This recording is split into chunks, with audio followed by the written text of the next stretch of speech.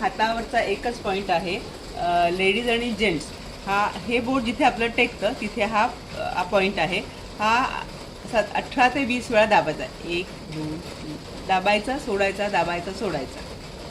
आणि आपण black and व्हाईटमध्ये आपण मशीनवरती दाखवू शकतो. जर कोणाचं सिस्टोलिक हे आहे 150 तर ते 135 अर्ध्या मिनिटात येऊन जातं.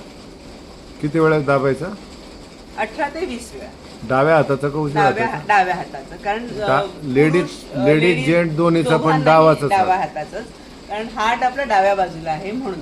अदरवाईज जे आपण नॉर्मल मर्म करतो ते बायकांसाठी डाव्या बाजूने सुरू करायचे आणि पुरुषांसाठी उजव्या बाजूने. हाय बीपी साठी, हाय बीपी साठी, लो करण्यासाठी. अच्छा.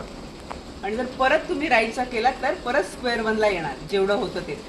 मग उजव्या हाताचं नाही करायचं.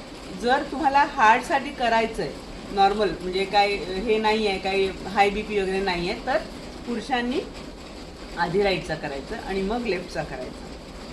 हार्टला स्टिम्युलेट करण्यासाठी किंवा हार्टची आपल्याला हे वाढवायची, क्षमता वाढवायची. आणि तुम्हाला बीपीचा काही त्रास नाहीये, फक्त हार्टची समस्या आहे. क्षमता वाढवायची. मग उजव्या हाताचा उजव्या हाताचा हा पॉईंट घ्यायचा.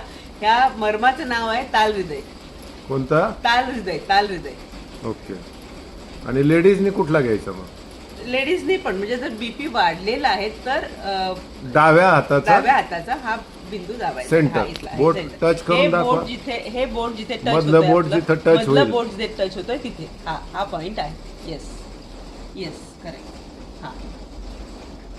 हा इथे आहे. दाबला सोडला.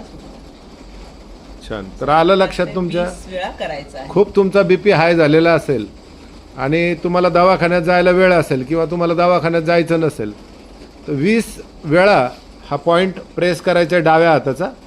तुमचा बीपी नॉर्मलला येऊन जाईल. बरोबर? Yes correct. छान.